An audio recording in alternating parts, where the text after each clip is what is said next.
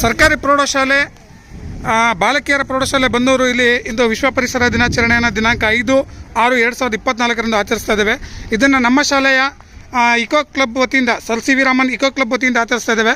ಗಿಡ ನೆಡೋದ್ರ ಮುಖಾಂತರ ಈಗ ನಮ್ಮ ಶಾಲೆ ಮುಖ್ಯೋಪಾಧ್ಯಾಯರು ಜೊತೆಗೆ ವಿಜ್ಞಾನ ಶಿಕ್ಷಕರು ಗಿಡ ನೆಡೋದ್ರ ಮುಖಾಂತರ ಕಾರ್ಯಕ್ರಮ ಪ್ರಾರಂಭಿಸಬೇಕು ಅಂತ ಕೇಳ್ಕೊಳ್ತಾ ಇದ್ದೇನೆ. ಬನ್ನಿ ಸರ್.